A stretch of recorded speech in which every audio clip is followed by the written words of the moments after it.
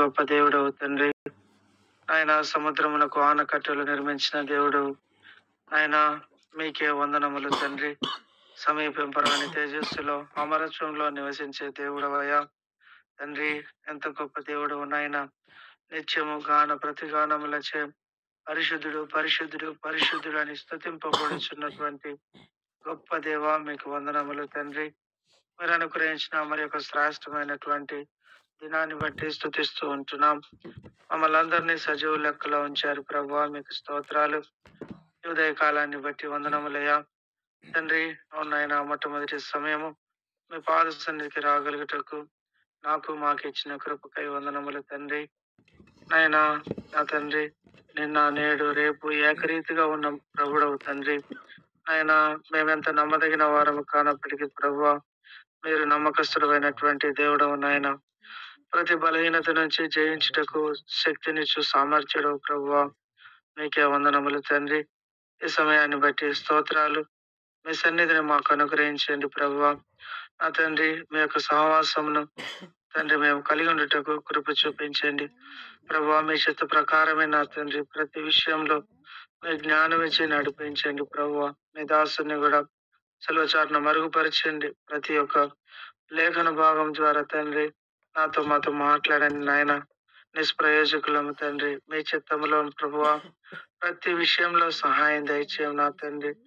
నాయన అవును ప్రభువా, మానవ మాత్రలము తండ్రి, అనేకమైన బలహీనతలు కలిగిన వారము ప్రభువా. మరలా మీ రక్త ప్రోక్షణ కిందకి వస్తా ఉంటున్నాం నా తండ్రి. యోబు తన కుమారుల నిమిత్తము ప్రతి ఉదయ కాలము బలులు అర్పించినటువంటిదిగా చూస్తూ ఉంటున్నాం ప్రభువా. ఆయన మా యొక్క హృదయం అనే నా తండ్రి స్థితిని జ్ఞాపకం చేసుకుంటున్నాం. అలవాటుగాను అక్కరగాను ఆచారంగాను కాకుండా ప్రభువా, ఆయన పూర్ణ మనస్సుతో మీ యొక్క సన్నిధిలో నా తండ్రి మిమ్మల్ని స్తుతించుటకు కొన్ని విజ్ఞాపనలు ఆయన మీ సన్నిధికి తీసుకురాగలుగుటకు మీరు అనుగ్రహించిన ఈ సమయాన్ని బట్టి స్తోత్రాలు నాయన. మీరు కృప చూపించండి. నేను ఆరంభం నుంచి ముగింపు వరకు సంపూర్ణంగా మీ చిత్తాన్ని కోరుకుంటున్నాం. మీ దాసుని కూడా సెలవుచాటును మరుగుపరచండి ప్రభువా. మీ ఆత్మ చేత నడిపించండి. పరిశుద్ధాత్మ దేవ, పరలోకపు తండ్రి, ప్రతి హృదయాన్ని మీరు ఎరిగి ఉన్న దేవుడు నాయన. ప్రతి ఒక్కరితో మీరు మాట్లాడండి, మీరు దర్శించండి ఆయన. శత్రు కార్యాన్ని కూడా లయపరుస్తారమ్మని, ఏ విధమైన నెట్వర్క్ డిస్టర్బెన్స్ కూడా లేకుండా మీరు కృప చూపించండి నా తండ్రి. సంపూర్ణంగా మీ చిత్తాన్ని కోరుకుంటూ మరొకసారి మీ ఘనమైన నామాన్ని హెచ్చిస్తూ ప్రభువా మమ్మల్ని మేము తగ్గించుకుంటూ మా ప్రభు ప్రియ రక్షకుడైన యేసుక్రీస్తు అతి పరిశుద్ధ నామమున స్తుతించి ప్రార్థించి వేడుకున్నాం తండ్రి. Amen. Praise Lord brother, you can start. Praise Lord అన్న. థ్యాంక్ యూ అన్న.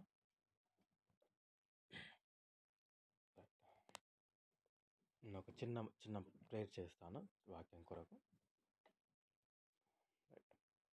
పరిశుద్ధుడా, మహోన్నతుడా, మహాగణుడా, జయం గల తండ్రి, జీవాధిపతి, బంగారు పాదాలకు నాయన, మీ అపరంజ పాదాలకు స్తోత్రాలు తండ్రి. ప్రభువా, గడిచిన కాలం అంతా కాపాడి తండ్రి, మరొక దినం మా జీవితంలో ఆశ పొడిగించి రెక్కల కింద భద్రపరిచి అయా సజీవ లెక్కలో ఉంచినందుకు స్తోత్రాలు. ఉదయకాలమున ప్రభువా నీ వాక్యాన్ని ధ్యానించుండగా అయా పరిశుద్ధాత్మ సహాయం మాకు దయచేసి కృపను అనుగ్రహించమని యేసుక్రీస్తు నామములో ప్రార్థించి మిక్కిలి వినయంతో అడిపెట్టుకుంటున్నాను పరమ తండ్రి.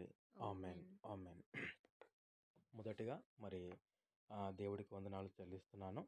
తర్వాత కాల్లో ఉన్న ప్రతి ఒక్కరికి కూడా ప్రభు పేరిట నా యొక్క హృదయపూర్వక శుభాది వందనాలు తెలియజేస్తున్నాను. అందరికి కూడా వందనాలు. Praise Lord. మరి సమయంలో కొద్దిసేపు దేవుని యొక్క వాక్యాన్ని ధ్యానించుకుందాము. మొదటి కొరింథీయులకు రాసిన పత్రిక 13వ అధ్యాయము. మరి మొదటి కొరింథీయులకు రాసిన పత్రిక 13వ అధ్యాయము మొదటి నుంచి కొన్ని వచనాలు చదువుతాను. మనుషుల భాషలతోనూ దేవదూతల భాషలతోనూ నేను మాట్లాడినను, ప్రేమ లేని వాడనైతే మ్రోగెడు కంచమును గనగనలాడించు తాళమున యొందును. ప్రవచించు కృపావరము కలిగి మర్మములన్నీ జ్ఞానమంతయు ఎరిగిన వాడనైనను, కొండలను పెలిగింపగల పరిపూర్ణ విశ్వాసము గలవాడనైనను ప్రేమ లేని వాడనైతే నేను వ్యర్థుడను. బీదల పోషణ కొరకు నా ఆస్తి అంతయు ఇచ్చినను, కాల్చబడుటకు నా శరీరము అప్పగించినను, ప్రేమ లేని వాడనైతే నాకు ప్రయోజనమేమీ లేదు. ప్రేమ దీర్ఘకాలము సహించును, దయ చూపించును, ప్రేమ మత్సరపడదు, ప్రేమ డంబముగా ప్రవర్తింపదు, అది ఉప్పొంగదు, అమర్యాదగా నడువదు, స్వప్రయోజనమును విచారించుకొనదు, త్వరగా కోపడదు, అపకారమును మనసులో ఉంచుకొనదు, దుర్నీతి విషయమై సంతోషపడక సత్యమందు సంతోషించును, అన్నిటిని తాలుకొనును, అన్నిటిని నమ్మును, అన్నిటిని నిరీక్షించును, అన్నిటిని ఓర్చును, ప్రేమ శాశ్వత కాలముండును, ప్రవచనములైనను నిరర్థకములగును, భాషలైనను నిలిచిపోవును, జ్ఞానమైనను నిరర్థకమగును. మరి దేవుడి యొక్క వాక్యాన్ని దీవించి ఆశీర్వదించి మనందరితో కూడా మాట్లాడును గాక. మరి నిజంగా అంటే ఉదయకాలమున మనమందరం కూడా మరి అంటే ప్రార్థన చేయడానికి వచ్చాం, అనగా దేవునితో మాట్లాడడానికి వచ్చాం. ఒక టైం పెట్టుకొని నిజంగా దేవుడితో మనమందరం కూడా మాట్లాడడానికి వచ్చాం. అయితే మరి ఉదయకాలంలో ఒక 3 విషయాలు మరి జ్ఞాపకం చేయాలని ఆశపడతా ఉన్నాను. మొదటిగా అంటే మనం దేవునితో మాట్లాడడానికి వచ్చినప్పుడు, దేవునితో మన యొక్క మనవులు తెలియజేయడానికి వచ్చినప్పుడు మనకు కలిగి ఉండాల్సిన 3 ముఖ్యమైన విషయాలు ఏననగా, మొదటిది ప్రేమ. మనం చూసుకుంటే అదేవిధంగా కింద చూసుకుంటే మొదటి కొరింథీయులకు రాసిన పత్రిక 13వ అధ్యాయము 13వ వచనం చూసుకుంటే, కాగా విశ్వాసమును, నిరీక్షణ, ప్రేమ ఈ 3ను నిలుచును, వీటిలో శ్రేష్టమైనది ప్రేమయ్య. సో మరి దేవుడు సెలవిస్తూ ఉన్నాడు, విశ్వాసము, నిరీక్షణ, ప్రేమ ఈ 3ను నిలుచును, వీటిలో శ్రేష్టమైనది ప్రేమ. నిజంగా మరి మొదటిగా 13వ అధ్యాయంలో మనం చూసుకుంటే, మనం అందరం కూడా మరి మొదటిగా ప్రేమ కలిగి ఉండాలని దేవుడు కోరుతా ఉన్నాడు. నిజంగా ఆయన మాటలు చూస్తే ఇక్కడ, ప్రేమ లేనివాడనైతే మ్రోగేడు కంచం గనగలాడించు తాళమునై ఉండును. ప్రేమ లేనివాడనైతే మనం ఎన్ని మాటలు మాట్లాడినా కూడా అది నిష్ప్రయోజనంగా అవుతూ ఉంటుంది. తర్వాత మనం చూసుకుంటే, మనకు ఎంత మంచి కృపావరములు ఉన్నా కూడా, తర్వాత ఎంత మంచి మనకు జ్ఞానం ఉన్నా కూడా, తర్వాత మనం చేసే అంటే మనం కొండలను సైతం పెలికింపగల విశ్వాసం మనకున్నా కూడా, ప్రేమ లేనివాడనైతే వ్యర్థుడవును అని దేవుడి వాక్యం ద్వారా సెలవిస్తూ ఉన్నాడు. అదేవిధంగా 3వ వచనం కూడా చూసుకుంటే, అంటే మనం ఎన్ని దాన ధర్మాలు చేసినా కూడా, మన ఆస్తి అంతా కూడా ఇతరులకు పంచిపెట్టినా కూడా, శరీరమును సైతము కాల్చబడటానికి మనం వేరే అప్పగించినా సరే, ప్రేమ లేని వాడను అయితే మనము ప్రయోజనం ఏమీ కూడా లేదని దేవుని వాక్యం సెలవిస్తూ ఉంది. నిజంగా అంటే ప్రేమ మనకు వాక్యంలో చూసుకుంటే దేవుడే ప్రేమై ఉన్నాడు, ఆయన ప్రేమ స్వరూపి. అయితే మరి ప్రేమ మనమందరం కూడా మరి కలిగి ఉండాలి అని దేవుడు సెలవిస్తూ ఉన్నాడు ఉదయకాలమున. 4వ వచనం చూసుకుంటే, ప్రేమ దీర్ఘకాలాన్ని సహిస్తుంది, తర్వాత దయ చూపిస్తుంది, అది మత్సరపడదు, తర్వాత ఏమాత్రం కూడా డంబముగా ప్రవర్తింపదు, అది ఏమాత్రం కూడా ఉప్పొంగదు, గర్వం దాని యొద్దకు రాదు, అమర్యాదగా అది నడుచుకున్నదు, సొంత లాభాల కొరకు అది ఆలోచించదు, కోప్పడదు, తర్వాత ఎవరైనా కీడు చేస్తే కూడా అది మనం మనసులో ఉంచుకోము. అయితే మరి దేవుడు సెలవిస్తూ ఉన్నాడు, దుర్నీతి విషయమే అంటే చెడు విషయాలందు అది ఏమాత్రం కూడా సంతోషపడదు, సత్యమందు మాత్రమే అది సంతోషపడుతుంది, అన్నిటినీ అది ఏం చేస్తుందంటే ఓర్చుకుంటుంది, అన్నిటిని అది తాలుకుంటూ వెళ్ళిపోతుంది ముందుకు, అన్నిటిని ఈజీగా నమ్మేస్తుంది, తర్వాత అన్నిటినీ నిరీక్షించును, అన్నిటినీ ఓర్చును, ప్రేమ శాశ్వత కాలం ఉండును. కింద చూస్తే ఇక్కడ, ప్రవచనములైనను నిరర్థకములగును, భాషలైనను నిలిచిపోవును, కానీ దేవుడు అంటా ఉన్నాడు, ఆయన ప్రేమ మాత్రము శాశ్వత కాలం ఉండును. మరి ఉదయకాలమున మనం చూసుకున్నట్లయితే మరి వాక్యంలో ఇంకొక వచనం కూడా చూసుకుందాము. అయితే ఇక్కడ మనం అదేవిధంగా 14వ అధ్యాయము 1వ వచనం చూస్తే, ప్రేమ కలిగి ఉండడానికి ప్రయాసపడుడి అని మరి దేవుడు సెలవిస్తూ ఉన్నాడు. మనందరికీ తెలిసిన వాక్యము లూకా సువార్త 18వ అధ్యాయంలో ఒక మాట చూస్తాము. లూకా సువార్త 18వ అధ్యాయంలో మనం చూసుకుంటే, 2 వ్యక్తులు మరి దేవుని సన్నిధికి వారు ప్రార్థన చేయడానికి వచ్చారు, మనకు తెలిసిన విషయాలే. ఒకసారి మొదటి లూకా సువార్త 18వ అధ్యాయం 10వ వచనం చదువుతాను. ప్రార్థన చేయుటకై 2 మనుషులు దేవాలయమునకు వెళ్ళిరి, వారిలో ఒకడు పరిసయ్యుడు, ఒకడు సుంకరి. పరిసయ్యుడు నిలబడి, దేవా, నేను చోరులను, అన్యాయస్తులను, వ్యభిచారులైనను, ఇతర మనుషుల వలనైనను, ఈ సుంకరి వలనైనను ఉండనందుకు నీకు కృతజ్ఞతాస్తుతులు చెల్లించుచున్నాను. వారమునకు 2 మారులు ఉపవాసము చేయుచు నా సంపాదన అంతటిలో 10వ వంతు చెల్లించుచున్నానని తనలో తాను ప్రార్థించుచుండెను. అయితే సుంకరి దూరంగా నిలుచుండి ఆకాశం వైపు కన్నెత్తుటకైనను ధైర్యము చాలక రొమ్ము కొట్టుకొనుచు దేవా పాపినైన నన్ను కరుణించుమని పలికెను. అతని కంటే ఇతడు నీతిమంతుడిగా తీర్చబడి తన ఇంటికి వెళ్ళానని మీతో చెప్పుచున్నాను. మరి దేవుని వాక్యం సెలవిస్తూ ఉంది.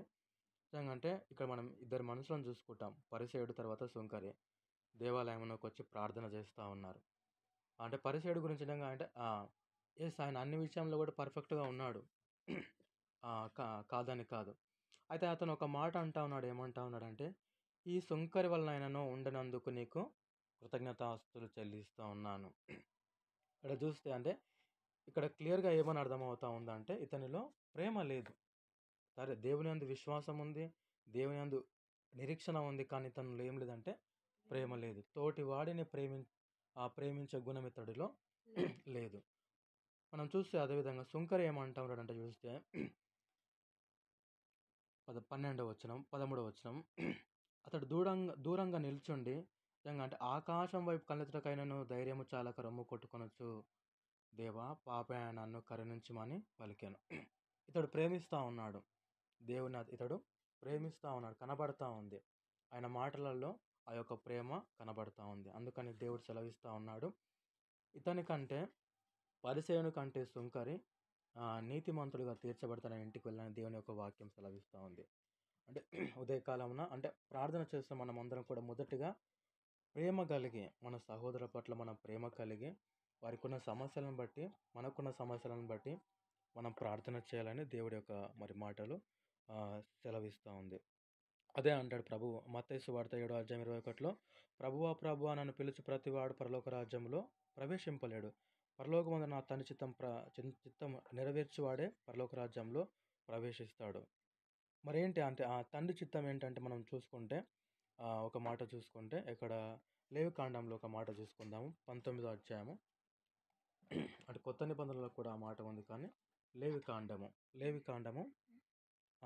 19వ అధ్యాయంలో ఒక మాట చూసుకుందాము. లేవికాండం 19వ అధ్యాయము 18వ వచనం నేను చూస్తే, కీడుకు ప్రతి కీడును చేయకూడదు, నీ ప్రజల మీద కోపం ఉంచుకొనక నిన్ను వల్ల నీ పొరుగువానిని ప్రేమింపవలెను. మనం పాత నిబంధనలో దేవుడు మనకు 10 ఆజ్ఞలు ఇచ్చాడు. కొత్త నిబంధనలకు వచ్చేసరికి ఆ 10 ఆజ్ఞలను కాస్త ఆయన 2గా చేశాడు. ఒకటి వచ్చేసి నీ పూర్ణ హృదయముతోను నీ పూర్ణ మనసుతోను నీ దేవుడైన యెహోవాను ప్రేమింపవలెను. అదేవిధంగా మరి 2వ ఆజ్ఞ చూసుకుంటే నిన్ను వల్ల నీ పొరుగువానిని ప్రేమింపలను. మనకు మార్కు సువార్త 12వ అధ్యాయము 30-31 వచనాల్లో మనకు కనబడుతూ ఉంటుంది. అంటే 10 ఆజ్ఞలను కాస్త దేవుడు 2గా మార్చాడు. మనం చూసుకుంటే ఆ నిర్గమకాండం 20వ అధ్యాయంలో కూడా అక్కడ 10 ఆజ్ఞలు మనం చూసుకుంటే మొదటిది దేవుడికి సంబంధించిన ఆజ్ఞగా అక్కడ కనబడతా ఉంటాయి. మొదటి 3-4 ఆజ్ఞలు.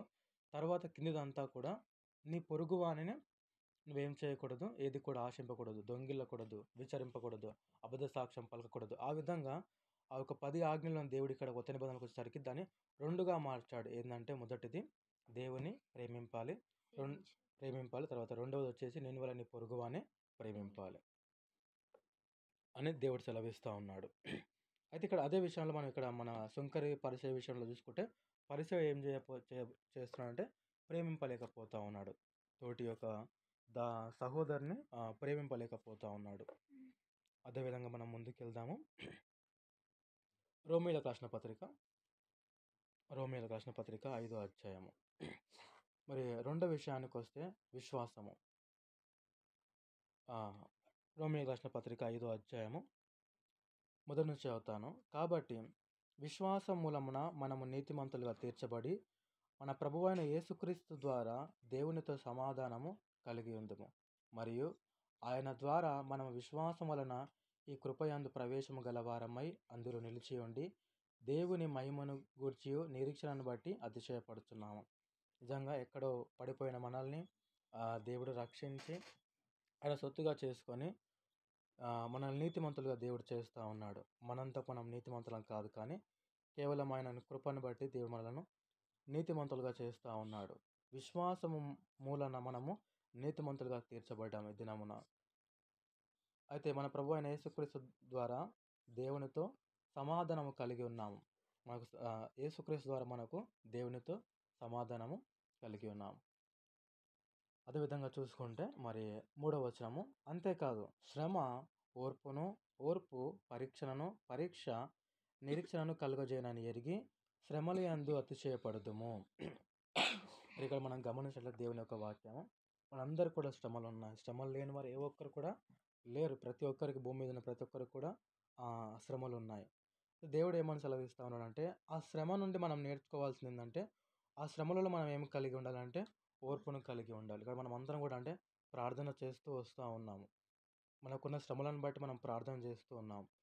కానీ ఎక్కడ కూడా నిరుత్సాహపడకుండా ఆ శ్రమలలో మనం అందరం కూడా ఓర్పు కలిగి ఉండాలి. ఆ ఓర్పు మనకొక పరీక్ష. ఆ ఓర్పు అనేది మనకొక పరీక్ష. ఆ పరీక్ష మనకు నిరీక్షణను కలుగజేస్తుంది. ఆ పరీక్ష మనకు నిరీక్షణ కలుగజేస్తుంది. ఆ నిరీక్షణ మనమందరం కూడా ఎరిగి శ్రమల యందు మనం ఏం కావాలంటే అతిశయపడాలి అనేది ఒక దేవుని వాక్యం సెలవిస్తూ ఉంది. ఎందుకనగా ఈ నిరీక్షణ మనలను సిగ్గుపరచదు. ఈ నిరీక్షణ మనలను ఏమాత్రం కూడా సిగ్గుపరచదు. దేవుని వాక్యం సెలవిస్తూ ఉంది. దేవుడు అవమానపరచబడడు. కనుక ఆ దేవుని యందు మనం విశ్వాసం ఉంచాం గనక, ఆ దేవుని యందు మనం నిరీక్షణ ఉంచాం గనక మనం ఏమాత్రం కూడా సిగ్గుపరచదు.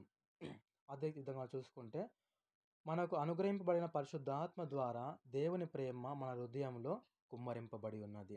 ఈ యొక్క వచనాల్లో చూసుకుంటే ప్రేమ, విశ్వాసం, నిరీక్షణ 3 కూడా మరి ఇక్కడ వివరింపబడి ఉన్నాయి. అదేవిధంగా మరి 6వ వచనం కూడా చూసుకుంటే, ఏలయనగా మనం ఇంకా బలహీనమై ఉండగా క్రీస్తు యుక్త కాలమున భక్తిహీనుల కొరకు చనిపోయెను. నీతిమంతుని కొరకు సైతం ఒకడు చనిపోవుట అరదు. మంచివాని కొరకు ఎవడైనా ఒకవేళ చనిపో తెగింపవచ్చును. అయితే దేవుడు మన ఎడల తన ప్రేమను వెల్లడిపరిచి ఉన్నాడు. ఎట్లనగా మనం ఇంకను పాపులమై ఉండగానే క్రీస్తు మన కొరకు చనిపోయెను. కొన్నిసార్లు ఈ సిచ్యువేషన్ ఎలా ఉంటుందంటే, సేమ్ చాలామంది ఎలాంటి మనసు కలిగి ప్రార్థన చేస్తారంటే, పరిసయ్యుడు ఒక మనసు కలిగి ప్రార్థన చేస్తారు. అంటే తనకు తాను గొప్పగా, తనకు తాను హెచ్చించుకొని ప్రార్థన చేస్తూ ఉంటారు కొంతమంది. అంటే ఇక్కడ ఎవరిని కూడా ఉద్దేశించి నేను చెప్పట్లేదు, కానీ దేవుని వాక్యం మనం ధ్యానించుకుంటా ఉన్నాం కాబట్టి, అంటే నిజంగా ఆ స్థితికి మనం అంటే ఇప్పుడు పరిసయ్యుడి విషయంలో ఆ స్థితిలో పరిసయ్యుడు ఉన్నాడు, అతనికి సమృద్ధిగా ఉందంటే దేవుడిచ్చిన స్థితి అతనికి. అతడు కలిగి ఉన్న స్థితి అది దేవుని బట్టి అతనికి కలిగింది. ఒకప్పుడు అతను కూడా ఇబ్బందుల్లో ఉండొచ్చు. అతనికి ఏమీ లేని వాటి సందర్భం ఉండొచ్చు. అయితే దేవుడు అన్నీ ఇచ్చినప్పుడు అతడు ఏం చేస్తారనంటే గర్వం వచ్చేసేసి ఈ యొక్క సుంకరి వల్ల లేనందుకు నీకు వందనాలను తెలియజేస్తూ ఉన్నాడు. అయితే అంటే అలాంటి స్వభావం మనలోనికి రాకుండా దేవుడు ఏమని మాట్లాడుతూ ఉన్నాడంటే, మనం ఒక విషయం ఎప్పుడు కూడా మనం ఒక విషయం ఏం గుర్తుంచుకోవాలంటే, మనకు గర్వం రాకుండా మనం జాగ్రత్తగా ఉండాలి అంటే, మనం కూడా ఒకప్పుడు అదే స్థితిలో ఉన్నామని మనం జ్ఞాపకం ఉంచుకోవాలి. క్రీస్తుని మనం ఎప్పుడైతే జ్ఞాపకం చేసుకుంటా ఉన్నామో, మనం కూడా ఒకప్పుడు అదే స్థితి, ఇంకా వేరేవి జ్ఞాపకం చేసుకోకూడదు, కానీ మన మొదటి స్థితి మనము జ్ఞాపకం ఉంచుకోవాలి. ఇక్కడ చూస్తే మనము 7వ వచనంలో, నీతిమంతుని కొరకు సైతం ఒకడు చనిపోవుట అరుదు. చాలా రేరు. నీతిమంతుని కొరకు ఎవరైనా చనిపోవుట చాలా రేర్గా ఉంటుంది. మంచివాని కొరకు ఎవరైనా చనిపోవుట ఎవరైనా తెగింపవచ్చు. కానీ ఇక్కడ చూస్తే 8వ వచనంలో, అయితే దేవుడు మన ఎడల తన ప్రేమను వెల్లడిపరిచి ఉన్నాడు. ఏ విధంగా వెల్లడిపరిచి ఉన్నాడంటే, మనం ఇంకను పాపులమై ఉండగానే క్రీస్తు మన కొరకు చనిపోయాను. కాబట్టి ఈ విషయం మనం మనసులో పెట్టుకోవాలి. అంటే మనం ఎలాంటి స్థితిలో ఉన్నప్పుడు దేవుడు మన కొరకు ఆయన ఏం చేస్తాడు, ప్రాణం పెట్టి మనల్ని ఆయన సొత్తుగా చేసుకొని నీతిమంతులుగా మనల్ని ఆయన మార్చాడు, ఆయన సొత్తుగా చేసుకున్నాడు. కాబట్టి ఈనాడు మనం ఉన్న స్థితిని బట్టి మనకంటే తక్కువగా ఉన్న వారి స్థితిని మనం కంపేర్ చేసుకొని మనము గర్వానికి వెళ్ళకూడదు. అది మనకే మంచిది కాదు. మనం పాపంలో ఉన్నప్పుడు ఆయన ఏ విధంగా అయితే తన ప్రేమను వెల్లడిపరిచాడో, మనమందరం కూడా మన సహోదరులు కావచ్చు, మన సహోదరిమణులు కావచ్చు, వాళ్ళ అన్యులు కావచ్చు, ఇంకెవరైనా కావచ్చు, మనం కూడా వారి యందు అటువంటి ప్రేమ కలిగి ఉండాలని మరి ఒక దేవుని వాక్యం సెలవిస్తూ ఉంది. తర్వాత ఇంకొక మాట చూసుకుందాము.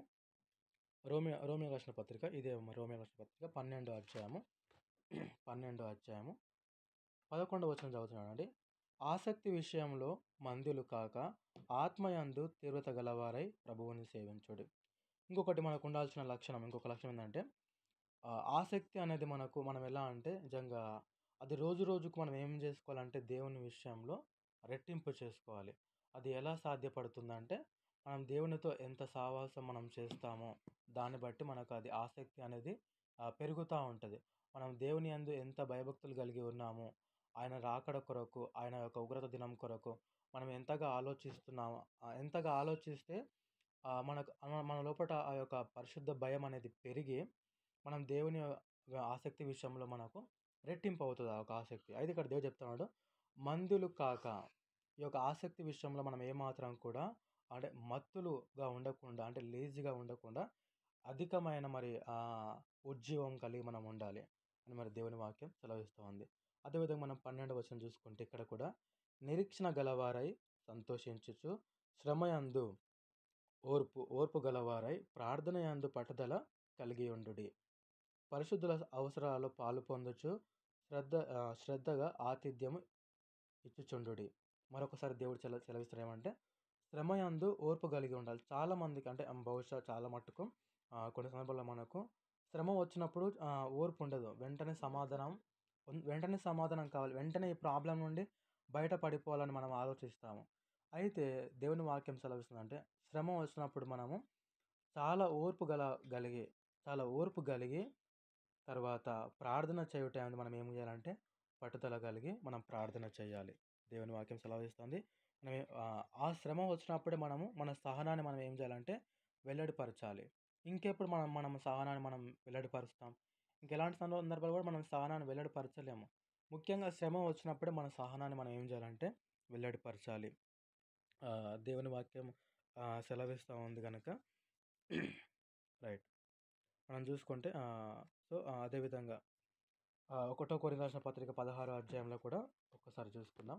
1 కొరింథీయులకు రాసిన పత్రిక 16వ అధ్యాయము 13వ వచనం ఒకసారి చదువుతాను. 1 కొరింథీయులకు రాసిన పత్రిక 16వ అధ్యాయం 13. మెలకువగా ఉండుడి, విశ్వాసమందు నిలకడగా ఉండుడి, పౌరుషము గలవారై ఉండుడి, బలవంతులై ఉండుడి, మీరు చేయు కార్యములన్నీ ప్రేమతో చేయుడి. మరి దేవుని వాక్యం సెలవిస్తూ ఉంది మెలకువగా ఉండాలి. నిజంగా అంటే శోధనలో ప్రవేశింపకున్నట్లు మెలకువగా ఉండి ప్రార్థన చేయమని దేవుడు సెలవిస్తూ ఉన్నాడు. విశ్వాసం ముందు నిలకడగా ఉండాలి, పౌరుషము గలవారమై ఉండాలి, బలవంతులమై ఉండాలి. తర్వాత మీరు చేయు కార్యములన్నీ కూడా మనం అందరం కూడా ప్రేమతో చేయాలని యొక్క ప్రభు వాక్యము సెలవిస్తూ ఉంది కనుక మరి ఇక్కడి వరకు మనం చూసుకుంటే మరి దేవుడు సెలవిస్తూ ఉన్నాడు ఆ ప్రేమ, విశ్వాసము, నిరీక్షణ మనందరికి కూడా అంటే ఈ ఒక్కరోజు కాదు, ప్రతి సందర్భంలోనూ ప్రతి సమయంలోనూ ఈ 3 కూడా మనకు ఉండాలి. ఈ మూడిట్లో ఏ ఒక్కటి మిస్ అయినా కూడా పరిపూర్ణంగా అది ఉండదు. ఫర్ ఎగ్జాంపుల్ ఇప్పుడు నేను ప్రార్థన చేస్తూ ఉన్నాను, నా సహోదరుడికి వచ్చిన ప్రాబ్లం బట్టి నేను ప్రార్థన చేస్తూ ఉన్నాను. టైం ఉంది కాబట్టి ఏదో చేస్తున్నాను, సరే దేవుని మీద నమ్మకం ఉంది, తర్వాత నిరీక్షణ కూడా ఉంది. సహోదరు మీద నాకు ప్రేమ లేకుండా నేను ప్రార్థన చేస్తే అది పరిపూర్ణంగా ఉండదు. సరే ప్రేమ ఉంది, తర్వాత నిరీక్షణ ఉంది, కానీ విశ్వాసము లేదు. విశ్వాసము లేకుండా దేవునికి శ్రేణుట అసాధ్యమైన దేవుని వాక్యము సెలవిస్తూ ఉంది. తర్వాత మరి మూడో విషయము, ప్రేమ ఉంది, విశ్వాసం ఉంది, కానీ నిరీక్షణ లేదు, ఇప్పుడే కావాలి నాకు అంటే కూడా అది పరిపూర్ణంగా ఉండదు. కనుక మరి ఉదయకాలం నా దేవుడు సెలవిస్తూ ఉన్నాడు. ఆయన ఇంకొక మాట ఏమంటా ఉన్నాడంటే మనకు ఫిలిప్పీ రాసిన పత్రిక 4వ అధ్యాయం 4 నుంచి కూడా ఎల్లప్పుడూ మనం ఏం చేయాలంట ప్రభువునందు ఆనందించాలి ప్రతి విషయంలో. ఒకసారి ఆ వచనం కూడా చూసుకుందాము. ఫిలిప్పీలకు రాసిన పత్రిక 4వ అధ్యాయంలో చూసుకుంటే ఇక్కడ కూడా ఎల్లప్పుడూ ప్రభువునందు ఆనందించుడు. నిజంగా అంటే మనకున్న ప్రతి సిచ్యువేషన్లో, మనం ఉన్న ప్రతి సిచ్యువేషన్లో కూడా దేవునికి మనం థ్యాంక్స్ చెప్పాలి. ఆ తర్వాత ఆయన ఏమంటున్నా మరలా చెప్పొద్దును ఆనందించుడి, మీ సహనమును సకల జనులకు తెలియబడనీయుడి, ప్రభు సమీపముగా ఉన్నాడు. చాలామంది అంటే మన కోపం అనేది మనం త్వరగా చూపిస్తాము, కానీ చాలా మటుకు మన సహనాన్ని మనము చాలామందికి చూపించలేకపోతాం. కోపాన్ని చూపిస్తూ ఉంటాం, తొందరగా మనకు కోపం వచ్చేస్తూ ఉంటుంది. కానీ దేవుడు అంటా ఉన్నాడు మన సహనాన్ని మనం ఏం చేయాలంట మన సహనాన్ని మనము అనేకులకు తెలియజేయాలి. ప్రభువు సమీపంగా ఉన్నాడు గనక. అదేవిధంగా చూస్తే దేని గూర్చి కూడా చింతపడకుడు గాని ప్రతి విషయములోనూ ప్రార్థన, విజ్ఞాపనముల చేత కృతజ్ఞతాపూర్వకంగా మీ విన్నపములు దేవునికి తెలియజేయుడి. దేవుని వాక్యం అంటే ప్రతి విషయంలో మనం సంతోషిస్తూ వచ్చిన శ్రమను బట్టి ఓర్పు కలిగి, ఆ ఓర్పులో నుండి మనం పరీక్ష నెగ్గితే, ఆ పరీక్షను నెగ్గితే మనకు నిరీక్షణ కలుగుతుంది గనక, ఆ నిరీక్షణ క్రీస్తు మీద మనం పెట్టాము గనక, క్రీస్తు విషయంలో పెట్టాము గనక ఎల్లప్పుడూ సంతోషిస్తూ మరి దేని విషయంలో అతిగా చింతపడకుండా, అతిగా చింతపడాలి, అతిగా చింతపడకూడదు గనక ప్రతి విషయంలో ప్రార్థన, విజ్ఞాపముల చేత కృతజ్ఞతాపూర్వకంగా మన యొక్క విన్నపములు దేవునికి తెలియజేయాలి. మరెందుకంటే దేవుడు అంటా ఉన్నాడు కనుక 1 పేతురు రాసిన పత్రిక 5వ అధ్యాయం 7వ అధ్యాయంలో ఆయన మిమ్మును గూర్చి చింతించుచున్నాడు గనక మీ చింత యావత్తు ఆయన మీద వేయండి. మరి దేవుడు ఉదయకాలం సెలవిస్తా ఉన్నాడు. మనందరితో కూడా ఆయన మాట్లాడుతా ఉన్నాడు కనుక మరి అన్ని వేళలకు కూడా మరి మనమందరం కూడా సమాధానం కలిగి, ప్రేమ కలిగి, విశ్వాసం కలిగి, నిరీక్షణ కలిగి వీటిలో ఏది కూడా మరి తక్కువ కాకుండా మరి మనకున్న సమస్యలను బట్టి మనం అన్నీ కూడా మరి కృతజ్ఞతాపూర్వకముగా మరి ఏమాత్రం చింత చేయకుండా దేవుడే మన పక్షాన ఆయన చింతిస్తా ఉన్నాడు. ఆయన ప్రార్థన చేస్తా ఉన్నాడు కనుక కృతజ్ఞతాపూర్వకంగా మన యొక్క చింతలన్నీ కూడా దేవునికి అప్పజెప్తే దేవుడు మనకు ఆయన సహాయం చేయడానికి సిద్ధంగా ఉన్నాడు. మరి ఒక చిన్న వాక్యాన్ని దేవుడు దీవించి ఆశీర్వదించును గాక. ఆమేన్. ఆమేన్.